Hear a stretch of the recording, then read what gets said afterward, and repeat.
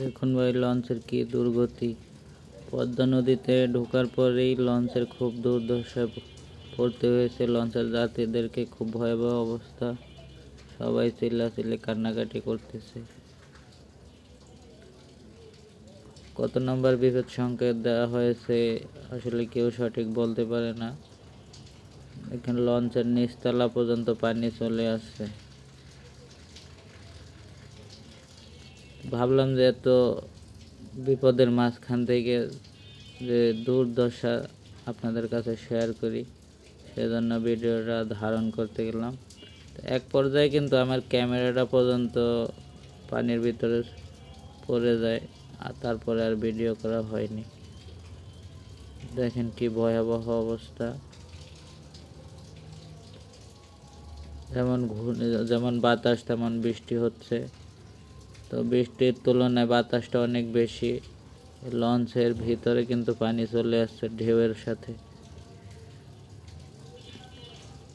পানির এতটাই স্রোত, লঞ্চ কিন্তু কাঁপাকাঁপি করতেছে।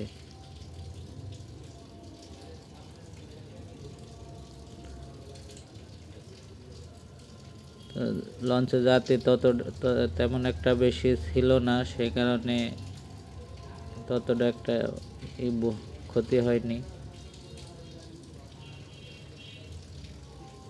দেখেন কি অবস্থা, নদীর পানি কি গরম।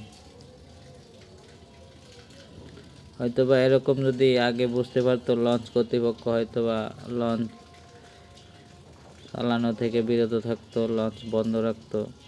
কিন্তু যখন লঞ্চ ছাড়ছিল তখন কিন্তু এমনটা ছিল না। যখন মাঝপথে এসছে তখনই কিন্তু এমনটা শুরু হয়েছে। দেখেন কি অবস্থা। তো আল্লাহ তাআলা যেন সবাইকে হেফাজত করে, সবাই দোয়া করবেন। দেখেন কি অবস্থা নদীর পানি, আর এতটা তীব্র বাতাস, মানুষ স্থিরভাবে দাঁড়িয়ে থাকাটা অসম্ভব ছিল। কেউ কিন্তু বসে নাই লঞ্চের ভিতরে, সবাই কিন্তু ভিজে চুপচুপি হয়ে গেছে। সবাইয়ের ব্যাগ বোর্ডিং সব কিছু ভিজে গেছে। তো সবাই কিন্তু দাঁড়িয়ে আছে মাঝখানে।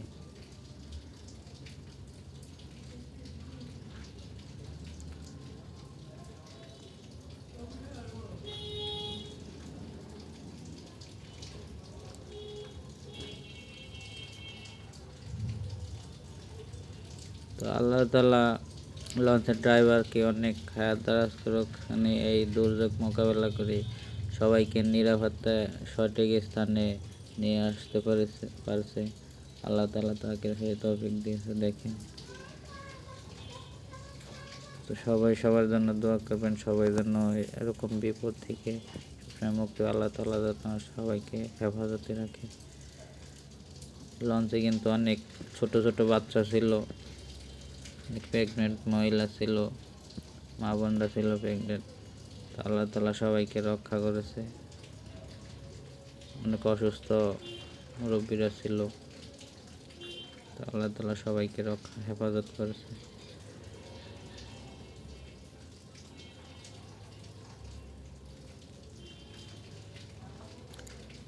আমি কিন্তু লঞ্চের অনেকটাই ভিতরে ছিলাম, তারপরও লঞ্চের পানির যে ঢেউয়ের বাড়ি ছিল, আমার ক্যামেরা কিন্তু পানির ভিতরে চলে গেছে। তারপরে কিন্তু আর ভিডিওটা ধারণ করা হয়নি।